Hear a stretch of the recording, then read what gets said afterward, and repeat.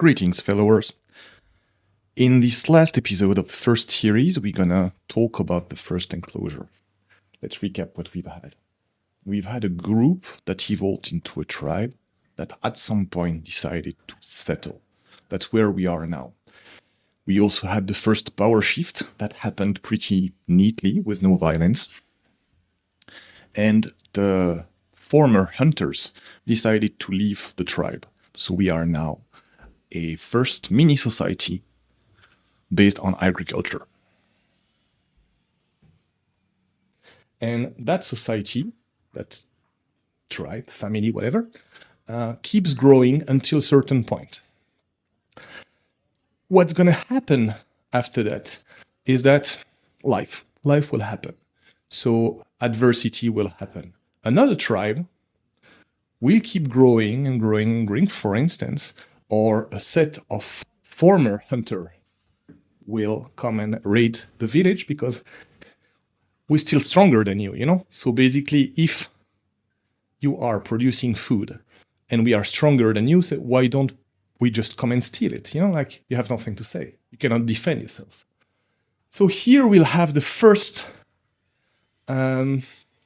mechanism that will re-implement counterpower. And this is the question that everybody wants to avoid in all sociological essays and everywhere, you know, ecology, economy, government, everywhere. This is the question of the police. So I don't want you to go with that one because it's a really, really tough one, and I don't want to have to answer that. But basically what's happening is you will have our gregarian agriculture society that will be given a choice.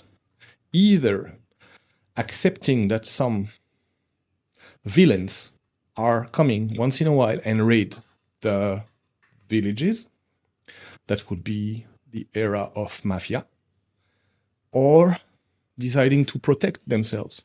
So what they would do is like they would take some former hunters who are strong, either from the Owler tribe or from the village, like those who decided to stay and perform labor jobs.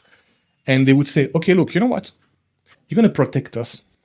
And because you're going to protect us, we're going to give you a fair amount of crop.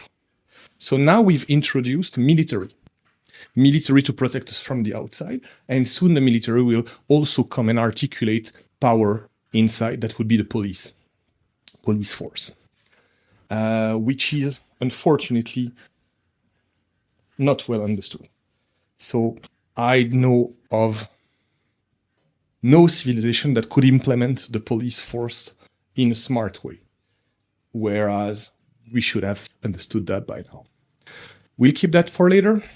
Police is something that we don't want to debate. Everybody wants to be free and things, and police is unfortunately there to make people abide.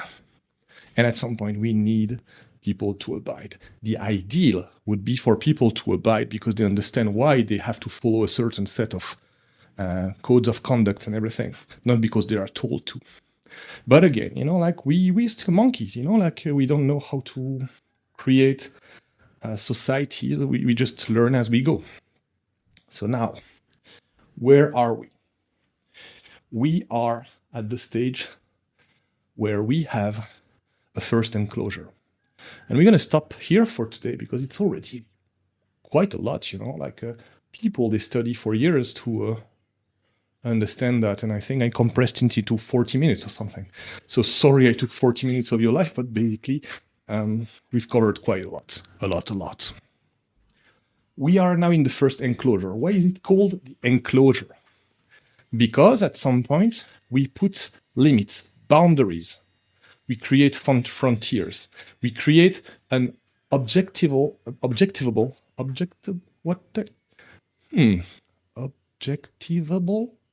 whatever, a non-debatable fence between us and others. We create a fence between us and food. Instead of going for food, we create a fence and we put food and we grow it inside the fence system. Instead of going after the cattle. We take the cattle and we put them in the fences and we grow them from inside the fences. And instead of having a system that is open, we put a fence around ourselves and we have our families that are enclosed. So this is the first enclosure. It's a quite obvious one to understand. I said that we had inner game and outer game. Another aspect of the inner game that will also challenge power, it's not the evolution. It's rule of numbers, as simple as that. Some of the dwellers are going to make more babies, and because they will have to articulate a subsystem, they will also feel that they can run a bigger system. Every family chief will at some point confuse his role as a family chief with the possibility of being the tribe chief. He will be opinionated. And we have there a lot of, how to say that to be nice, people giving their opinions. And it can be from very valid opinions to trolling and contesting and debating for absolutely no reasons and everything. So now we have a small tribe of 60, a little less because, I don't know, we reabsorbed the hunters. We have our police now. And now, where are we with that first enclosure? We had a power shift. The chief of the village is not anymore the hunter. It could be, again, the hunter because he has become a military now. So we could have a power that is split between government and military. Okay, we could have a martial state or we could have a civilian state with the military backing them up. We have more social functions. And the social functions that we had before, like hunters, are not that popular anymore. But like people who are growing, harvesting, like refining, turning grapes into wine or whatever, we have a lot of sub works that are now valuable. And social currencies are now different. If before it was who is the strongest, now is like who can provide the better with less, who can be, since we are at peace and in a protected environment, who is the friendliest, who is the nicest, who is the best breeder, who you have different kind of ways of being of value. Whereas before it was just survival. It's like, are you strong? Yes, no. That was pretty much about it. Here we have a lot of social currencies, a lot of ways to be appreciated by other people. The social contract remains the same. It's like I have maybe to pay a tribe or a tax to the system, maybe not. But my way of functioning is that I am allowed to keep growing as long as I don't threaten the growth of other, okay, whatever different system, different social contracts, but basically it's always the same. It's like a social contract articulates fairness, the idea of possible progress, and it articulates my rights, my obligations, and it articulates my level of freedom and my level of being taken care of. So the core idea of a social contract is kind of easy to understand, but then it leads to a few questions. Who's going to decide for the rules? Who's going to enforce the rules? What are we going to do if someone breaks the rules, and so on and so on? That would be the beginning of politics. But the real thing that's going to shake the system, it's property. At some point, if I have the right to cultivate a crop, I want that crop to belong to me. And if I play something that is now a game good enough, then at some point I'm going to create huge differences between players.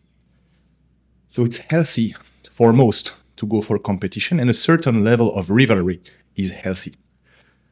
But we're going to have to make a social choice. And the social choice will go for mostly collaboration or mostly competition. At some point, we're going to reach another level, and that would be the second enclosure, when enough of the social dynamics have been at stake and enough of the power games have been played and resolved in a certain fashion. And before leaving you, I'm going to try to make a very difficult point, because I know a lot of you, they love the idea of communities, and that would be the idea of common versus the idea of private property. Because now we have a system where we need to articulate fairness among players who are going to try to be as different as they can. And we are only with the first enclosure. You'll see, in the next one we can fast track a little. We can really re-debate what is a team versus what is a group.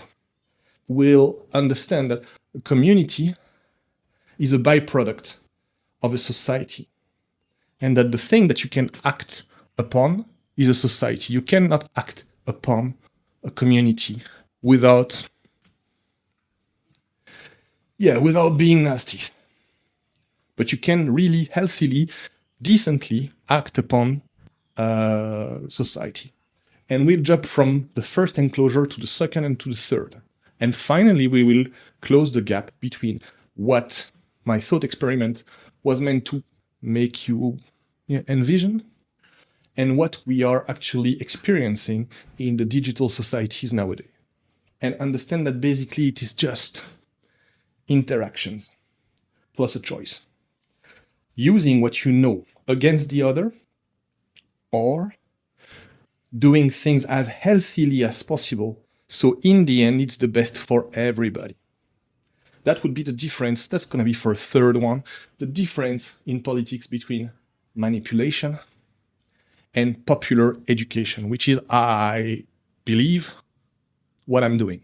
I'm trying to educate citizens to be citizens, because the more citizens we have, the less we need police.